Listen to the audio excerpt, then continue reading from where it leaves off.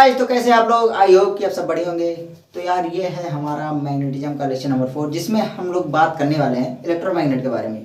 तो यार स्नैपचैट चलाना बंद कीजिए और कॉपी पेन निकाल लीजिए, मेरे साथ नोट बनाना स्टार्ट कीजिए। तो चलिए हम लोग बढ़ते हैं अपने हेडिंग की तरफ, जो कि है electromagnet. An electric current can be use for making temporary magnet known as electromagnet. भाई लिखा क्या हुआ है कि जो इलेक्ट्रिक करंट होता है ना, उसका इस्तेमाल होता है एक टेम्परेरी मैग्नेट बनाने के लिए। उसी को हम लोग इलेक्ट्रोमैग्नेट कहते हैं। अब इलेक्ट्रोमैग्नेट बनता कैसे, चलिए देखते हैं। यार पिछले वीडियो में हम लोगों ने सोलेनोइड पढ़ा था। कैसा सोलेनोइड क्या होता है? तो कुछ ऐसा स्ट्रक्चर था नहीं जिसमें एक बैटरी कनेक्ट होता था, ठीक, और करंट इसमें फ्लो होता था। करंट फ्लो होता था जिसमें मैग्नेटिज्म प्रोड्यूस होती थी, ठीक, ऐसा कुछ था। अब इसमें अलग क्या है? अलग यह है कि इसी के बीच अगर आप सॉफ्ट आयरन कोर रख देंगे ना, सॉफ्ट आयरन कोर, ठीक, और अगर इसमें करंट फ्लो हो रहा है, ठीक, करंट फ्लो हो रहा है, करंट आई फ्लो हो रहा है, ठीक, तो क्या होगा? ये जो सॉफ्ट आयरन कोर है वो मैग्नेटाइज्ड हो जाएगा। वही पॉइंट यहीं पे लिखा हुआ है। क्या लिखा हुआ है? An electromagnet is a magnet consisting of a long coil of insulated copper wire. ये क्या है जो हमारा राउंड किया गया है? ये इंसुलेटेड कॉपर वायर है, ठीक, क्या है? इंसुलेटेड कॉपर वायर, ठीक, insulated copper wire wrapped around a soft iron core. Soft iron core हमारा यहाँ है। Date is magnetised. मैग्नेटाइज्ड हो गया भाई। मैग्नेटाइज मतलब मैग्नेटिक प्रॉपर्टी आ गई इसमें। Only when electric current pass through the coil. अब यार क्वेश्चन ये भी उठता है कि सॉफ्ट आयरन कोर ही क्यों, स्टील या कोई और सब्सटेंस क्यों नहीं? बिकॉज ना सॉफ्ट आयरन कोर में जब यहाँ पर अगर आप एक स्विच लगा दें, ठीक, जब तक ये स्विच क्या है, चालू है, मतलब यहाँ पर अगर स्विच, एक सेकेंड सही से बना दूं, यहाँ पर आप जब स्विच कनेक्ट कर देंगे, सर्किट कंप्लीट हो जाएगा तो इलेक्ट्रिक करंट फ्लो होगा। जब इलेक्ट्रिक करंट फ्लो होगा तब तक के लिए मैग्नेटाइज रहेगा। जैसे ही इलेक्ट्रिक करंट इसमें फ्लो होना बंद हो जाएगा, ये पूरी तरह से अपने मैग्नेटिक प्रॉपर्टी या यूँ बोल लें कि मैग्नेटिज्म खो देता पूरी तरह, ठीक। और उसी के जगह अगर हमारे स्टील या कोई और सब्सटेंस होता तो उसमें कुछ मैग्नेटिक प्रॉपर्टी रह जाता। यहाँ ऐसे ही समझ लीजिए आप, यहाँ पर जो टेम्परेरी मैग्नेट था ना, इलेक्ट्रिक करंट जब फ्लो होता था तो टेम्परेरी मैग्नेट्स, टेम्परेरी ये बहुत इंपॉर्टेंट पॉइंट है। Electric current can be use for making a temporary magnet. इसीलिए हम लोगों ने सॉफ्ट आयरन कोर का इस्तेमाल हुआ है। अगर स्टील वगैरह का कोई सब्सटेंस होता, वो इस्तेमाल होता, तो उसमें कुछ मैग्नेटिक प्रॉपर्टी रह जाती करंट ना फ्लो होने के बाद भी, तो वो टेम्परेरी नहीं एक परमानेंट मैग्नेट बन जाता है, ठीक, यही पॉइंट था। तो चलिए अब हम लोग आगे बढ़ते हैं अगले पॉइंट। ये क्या लिखा हुआ है? Factor affecting the strength of electromagnet. पहला फैक्टर क्या है? Number of turns in the coil, ठीक, नंबर ऑफ टर्न। तो नंबर ऑफ टर्न पे भाई कैसे डिपेंड करता है? ये जो टर्न बने हुए हैं कॉइल्स के, इंसुलेटेड कॉपर वायर, ठीक, तो नंबर ऑफ टर्न बढ़ाने पे ना, नंबर ऑफ टर्न्स बढ़ाने पे क्या होगा? जो स्ट्रेंथ है इलेक्ट्रोमैग्नेट की वो भी बढ़ जाएगा, ठीक।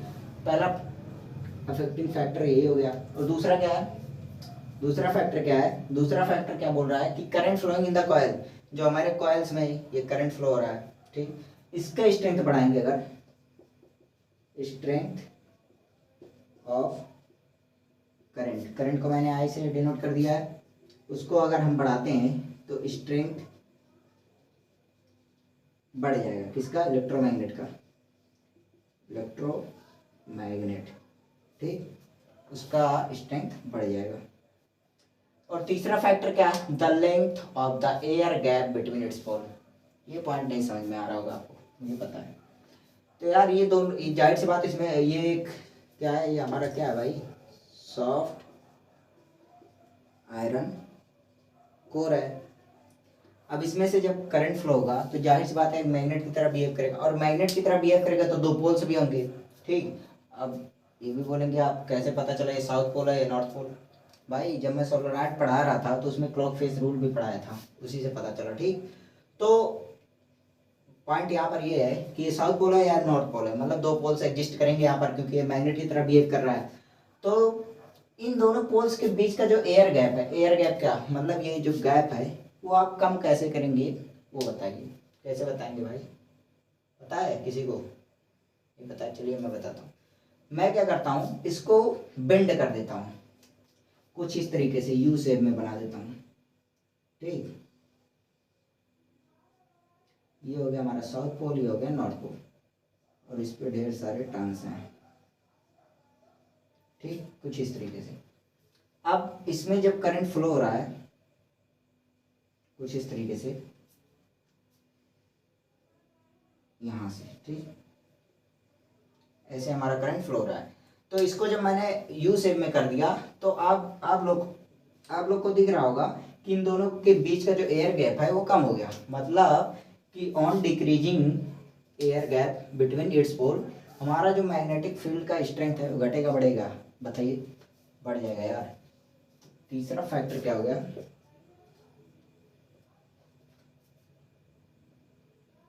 एयर गैप बिटवीन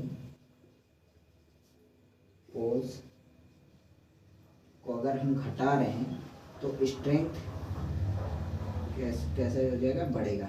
ठीक, तीसरा फैक्टर ये हो गया, एयर गैप को घटा रहे हैं पोल्स के बीच के तो स्ट्रेंथ बढ़ जाएगा। ठीक, आई बात समझ में? तो चलिए अब हम लोग पढ़ते हैं एप्लीकेशन की तरफ। तो चलिए एप्लीकेशन की बात करते हैं।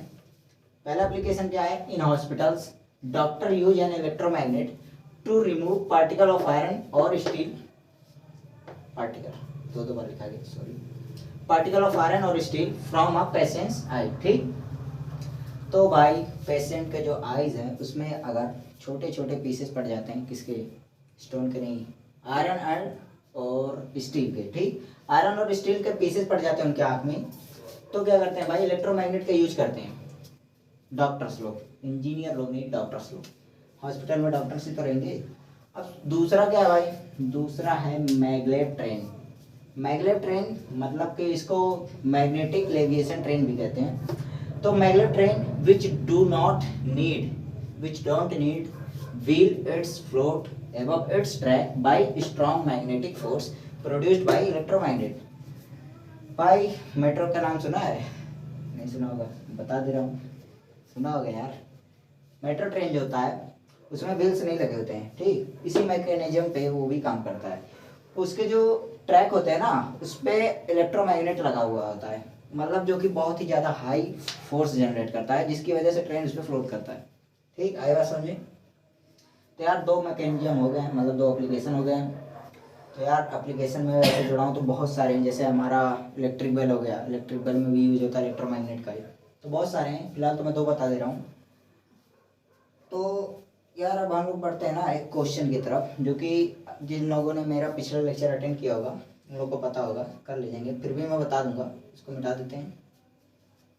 जैसा कि मैंने बोला, जो लोग पिछले लेक्चर अटेंड किए होंगे उन लोग को पता होगा, नहीं पता तो मैं बता दूंगा, चिंता करने की कोई बात नहीं है। तो क्वेश्चन है, the magnetic field in a given region is uniform. Uniform मतलब हर जगह सेम है, ठीक। Draw diagram to represent it. क्या कह रहा है भाई क्वेश्चन में कि कोई रीजन है उसमें हर जगह मैग्नेटिक फील्ड कैसा है, यूनिफॉर्म है, मतलब हर पॉइंट पे सेम है मैग्नेटिक फील्ड, ठीक। तो उसको आपको डायग्राम के रूप में रिप्रेजेंट करना, तो कैसे रिप्रेजेंट करेंगे, चलिए बनाते हैं भाई।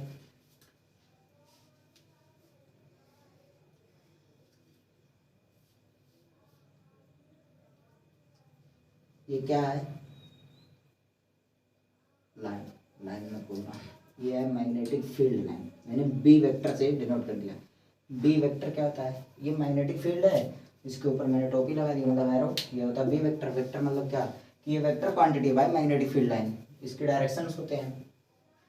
तो ये रिप्रेजेंट मतलब कैसे किया गया, ये पॉइंट ए है मान लेते हैं, ये बी है और ये सी है।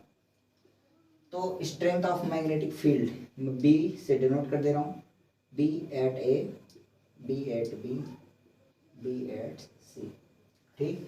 तो जो मैग्नेटिक फील्ड का स्ट्रेंथ है इस पर वेक्टर लगा देते हैं। ये बी वेक्टर क्या है, मैग्नेटिक फील्ड का स्ट्रेंथ, और ये मैग्नेटिक फील्ड के लाइंस। अब यूनिफॉर्म है तो भाई तीनों जगह मतलब कहीं पर भी इस रीजन में आप कोई भी पॉइंट ले लीजिए, वहाँ पर मैग्नेटिक फील्ड का जो स्ट्रेंथ है वो हर जगह सेम होगा। ठीक, तो अब इसको रिप्रेजेंट कैसे किया गया है? पॉइंट्स, पहला पॉइंट क्या है कि ये तीनों स्ट्रेट लाइन है। ठीक, तीनों नहीं चारों, मतलब यहाँ पर जो मैग्नेटिक फील्ड लाइंस है, मैग्नेटिक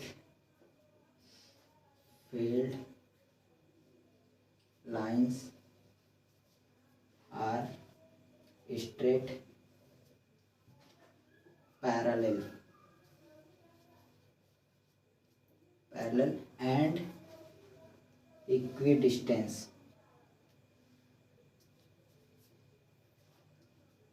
ठीक, इक्विडिस्टेंस में मैग्नेटिक फील्ड लाइन स्ट्रेट, सभी स्ट्रेट तो दिख रहे हैं, पैरेलल मतलब एक दूसरे के सभी लोग पैरेलल हैं, और तीसरा क्या है? इक्विडिस्टेंस। इक्विडिस्टेंस मतलब क्या है? इन दोनों लाइंस के बीच का जो गैप है वो हर जगह बराबर है, जो कि हमें दर्शाता है, जो कि हमें शो करता है कि हमारा जो मैग्नेटिक फील्ड है वो कैसा है? यूनिफॉर्म है। आई बात समझे? तो यही था। तो यार आज के लिए बस इतना ही। बाकी आप लोग अच्छे हैं, और भी अच्छे होने की ज़रूरत है। आपका दिन मंगलमय।